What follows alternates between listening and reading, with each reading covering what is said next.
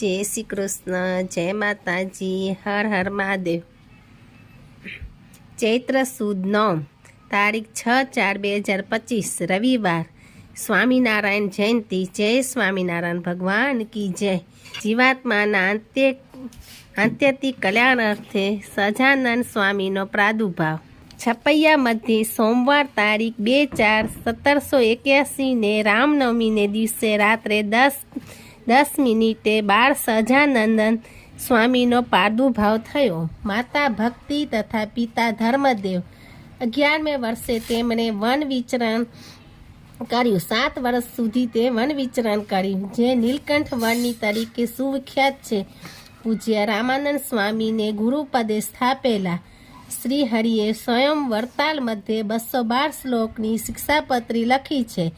વિવિધ સ્થળો જેવા કે ગઢડા, પાંચારા, અમદાવાદ, કારિયાણી, અસલાલી આદિ સ્થળોએ સભા ભરીને તેમણે આપેલા ઉપદેશોને સદગુરુ મુક્તાનંદ સ્વામી, સદગુરુ ગોપાળાનંદ સ્વામી, સદગુરુ બ્રહ્માનંદ સ્વામી, સદગુરુ નિત્યાનંદ સ્વામી તથા સદગુરુ શુક્રાનંદ સ્વામીએ ગ્રંથસ્થ કરેલ છે।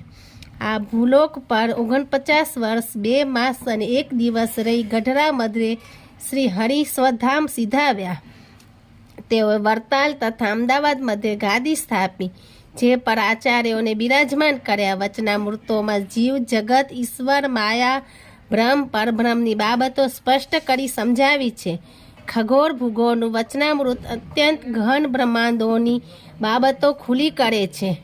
ભુજ, અમદાવાદ, વરતાલ, જૂનાગઢ, ધોલેરા, ગઢડા આદિ સ્થળોએ સ્વરૂપો સ્વયં પધરાવ્યા હતા, જેની ચમત્કૃતિઓ આજે પણ વિશ્વસનીય છે।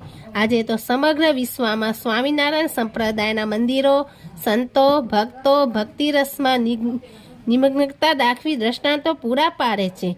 શિક્ષાપત્રીના 4થા શ્લોકમાં જે ગૃહસ્થ સત્સંગી મયારામ ભટ્ટની વાત શ્રી હરિએ લખી છે, તે મયારામ ભટ્ટના પુત્રી હરખબાઈ ભુજ આ લખનારા પરદાદીમાં થાય છે। જય શ્રી કૃષ્ણ। જય માતાજી। હર હર મહાદેવ।